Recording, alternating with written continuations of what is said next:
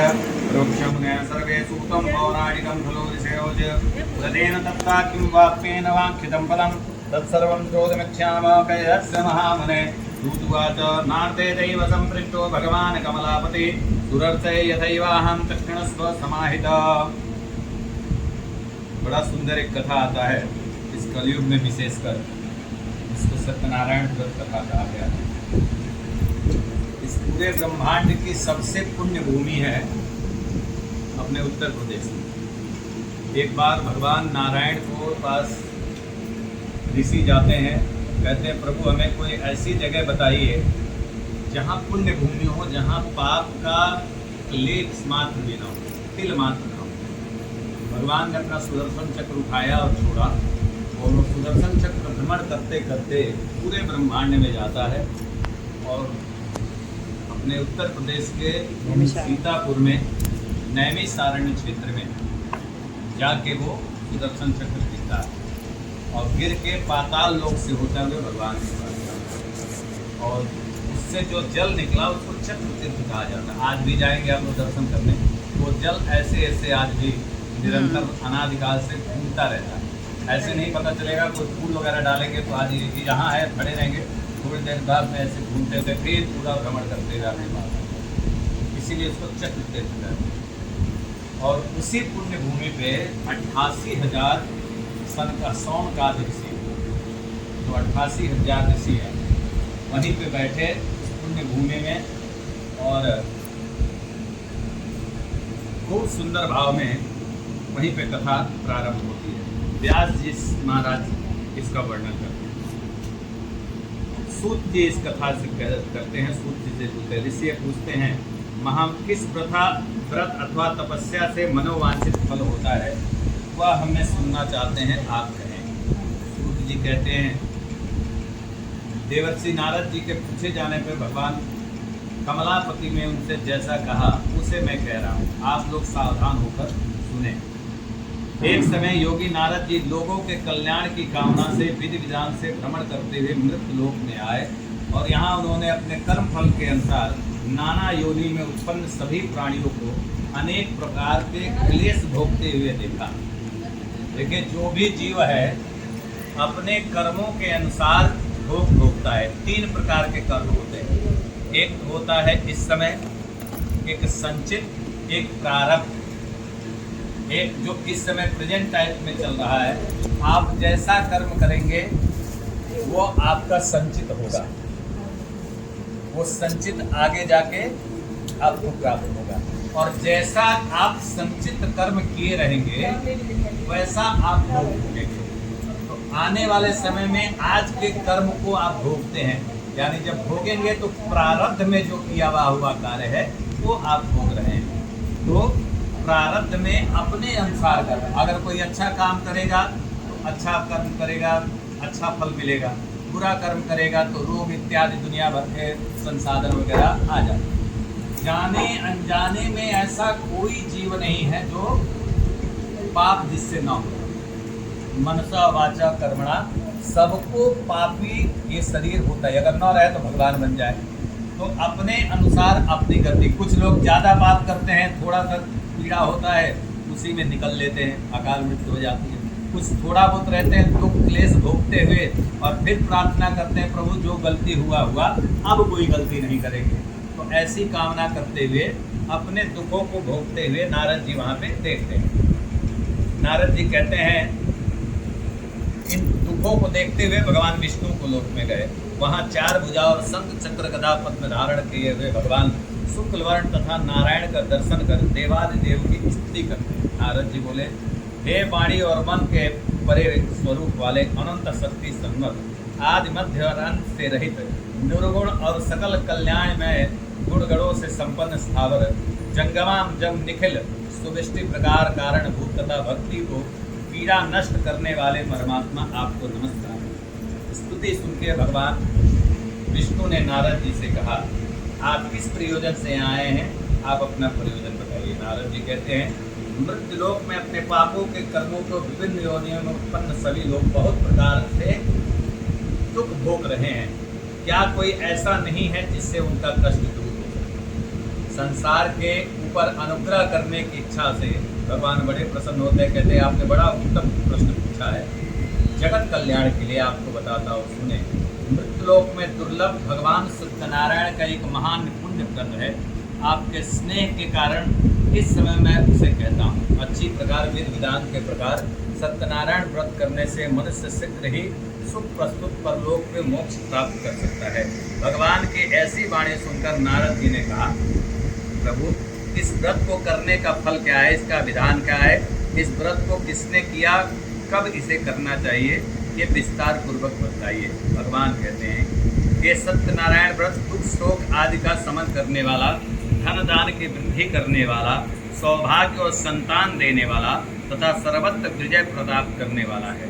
जिस किसी भी दिन भक्ति और श्रद्धा से समन्वय होकर, यानी किसी विशेष दिन नहीं, सत्यनारायण व्रत सुनने के लिए लिखा है किसी भी दिन श्रद्धा भक्ति से मनुष्य ब्राह्मणों और बंधु बांधवों के साथ धर्म में तत्पर होकर सायंकाल भगवान सत्यनारायण की पूजा करे। नैवेद्य के रूप में उत्तम कोट के भोजनीय पदार्थों को सवाया मात्र को भक्ति पूर्वक अर्पित करना चाहिए। केले का फल, घी, दूध, गेहूं चूर्ण अथवा गेहूं के चूर्ण के अभाव में साठी चावल का चूर्ण। अब इसमें ध्यान दीजिए, हम लोग क्या करते हैं, ये भगवान के सबसे सरल हैं सत्यनारायण भगवान। क्या करते हैं, पंजीरी भोग लगा देते हैं, उसके या भगवान का पूजा करके निश्चिंत हो जाते हैं। लेकिन ये कब लगाना है, अगर हमारे पास नहीं, आभावे तो साली चूर्ण, हमारे पास नहीं है तो पंजीरी का आटे का प्रसाद का बना दीजिए, भगवान उससे ही प्रसन्न हो जाते हैं। लेकिन अगर है तो बढ़िया विधिवत उसके पास लिखा है कोट से भोजनीय पदार्थ। अब भोजनीय कौन सा, जो हम अच्छे से बढ़िया पकवान पाते हैं, केले का फल, दूध, दही, घी, चूर्ण यानी पंचामृत जिसको बोलते हैं, इसके सहित अगर नहीं है अभाव में तो साठी चावल, चूर्ण, शंकर, गुड़, भक्ष सामग्री एकत्र कर भगवान को निवेदित किया जाता है। और इसके साथ बंधु बांधवों के साथ, अपने हित मित्रों के साथ एकत्रित होकर भगवान सत्यनारायण का व्रत ब्राह्मण को दक्षिणा देकर और तदंतर बंधु बांधवों के साथ ब्राह्मण भोजन कराने के बाद भक्ति पूर्वक प्रसाद ग्रहण कर भगवान का भजन कीर्तन करते हुए जब इस कथा को सुनते हैं तो इस लोक में सुख भोगते हुए छोटे से छोटे और बड़े से बड़े संसाधनों को हम प्राप्त कर सकते हैं। बोलो सत्यनारायण भगवान की जय। अब देखिए, कई लोग के मन में शंका आता है कि सत्यनारायण व्रत कथा हो का है, कि इनका हव कथा सुनने, हई कथा सुनने। इसी में लिखा गया है कि आप सायंकालीन सत्यनारायण भगवान का फोटो रखिए, मूर्ति रखिए शालिग्राम भगवान की, अथवा लड्डू गोपाल रखिए, कोई भी एक विग्रह भगवान को रखिए और उनका विधि पूर्वक पूजन करिए, उनका भोग लगाइए, व्रत रहिए।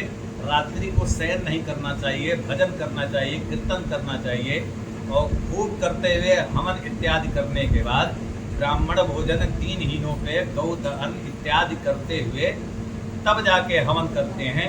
यही सत्यनारायण व्रत का है।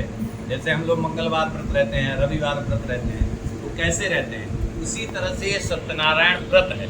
और इसमें कथा और क्या जुड़ जाती है, किसी ने इस कथा को सुना तो जिसने सुना उस समय उन 2-4 लोगों का एक उदाहरण जोड़ दिया गया, जिसके कारण ये पूरा कथा बन गया, विधिवत व्रत बन गया।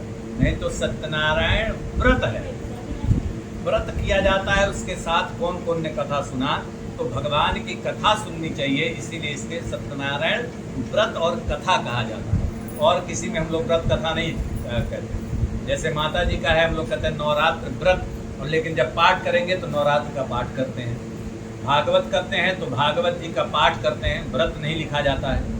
रामायण का क्या होता है, रामायण का हम लोग पाठ कराते हैं, रामायण का व्रत नहीं करते हैं। लेकिन सत्यनारायण व्रत कथा लिखा जाता है, ये इसका। बोला सत्यनारायण भगवान की जय।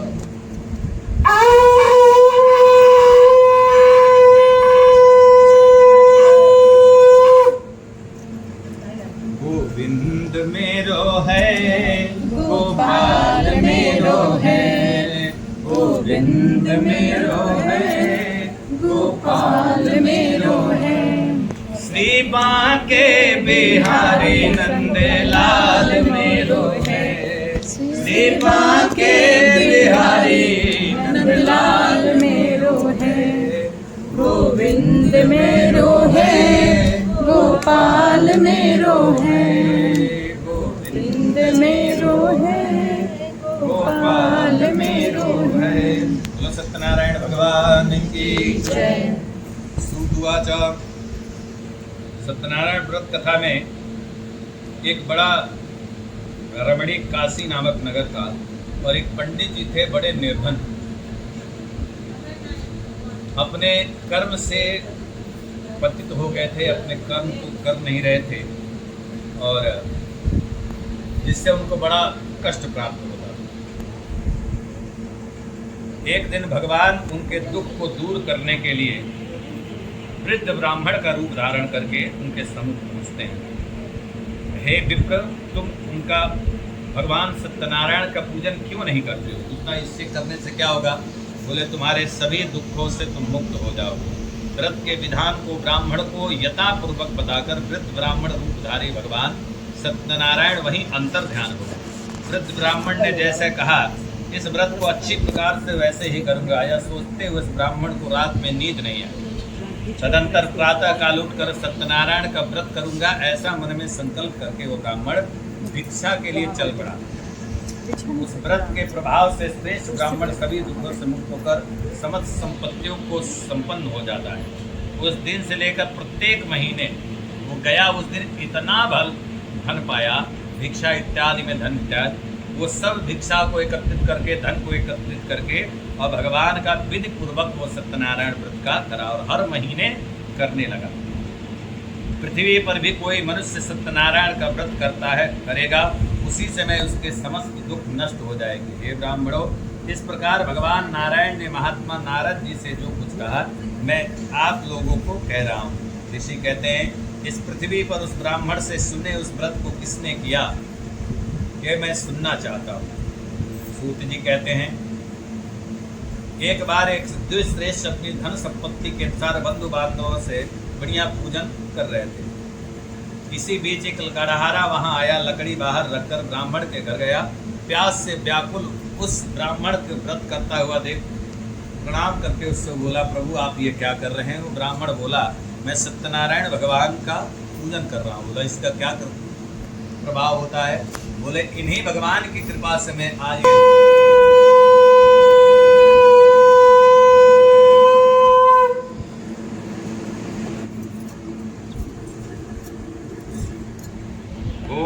श्रीमन नारायण नारायण नारायण, श्रीमन नारायण नारायण नारायण, लक्ष्मी नारायण नारायण नारायण, लक्ष्मी नारायण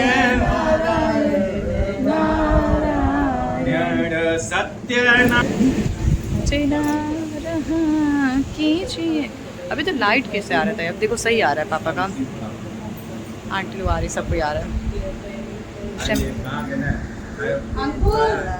आओ, अमर में आओ, प्लीज कम इन। मैं तो अपना नहीं, पापा ये जो है पंडिताइन, नहीं पंडिताइन कब बढ़ गई, जब पंडित जी मिल जाएंगे तुमको।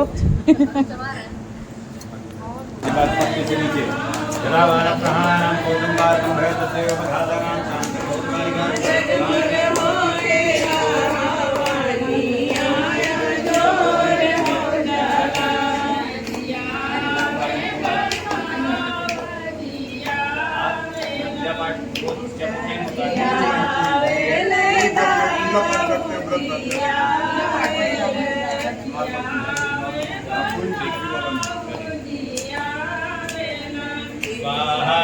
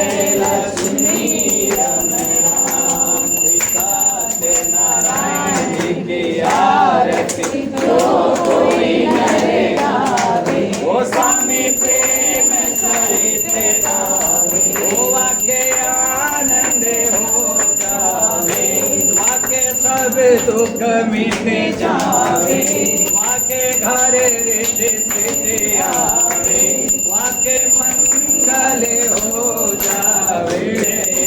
सत शिवानंद स्वामी भजत हरि, हरि स्वामी मन वांछित फल पावे। ओम जय लक्ष्मी रमणा, ओम जय लक्ष्मी रमणा, स्वामी जय लक्ष्मी रमणा। सत्यनारायण स्वामी, सत्यनारायण स्वामी, लोचन पातक हरिणा। ओम जय लक्ष्मी रमणा। कर्पूर गौरम करुणावतारम, संसार सारम भुजगेन्द्रहारम, सदा वसन्तं हृदयारविन्दे। भवं भवानी सहितं नमामि, त्वमेव माता च पिता त्वमेव, त्वमेव बन्धु च सखा त्वमेव, त्वमेव विद्या च ऋणं त्वमेव। हरे राम हरे राम राम राम हरे हरे हरे कृष्णा कृष्णा कृष्णा हरे हरे हरे राम राम राम हरे हरे हरे कृष्णा कृष्णा कृष्णा हरे हरे श्री कृष्ण गोविंद हरे मुरारी हे नाथ नारायण वासुदेवा श्री कृष्ण गोविंद हरे मुरारी हे नाथ नारायण वासुदेवा। एक बार भूल जाइए जय तीर्थान प्रसरंत सिद्धार्थान गंगादेना कुंभस्यो धनेन धन्नान जन्मति प्रदक्षिणस्य पदे पदे बाएं हाथ में लेके दाहिने हाथ से 3 बार भगवान को दिखाइए देवाभिवंदनम देव्याभिवंदनम आत्माभिवंदनम नीचे रख के दोनों हाथ से आरती ले लीजिए कियो गरुड़ के असवार कंद पुष्पा जय श्री विश्वनाथ की जय नारायण भगवान की जय नमः पार्वती पतये हरे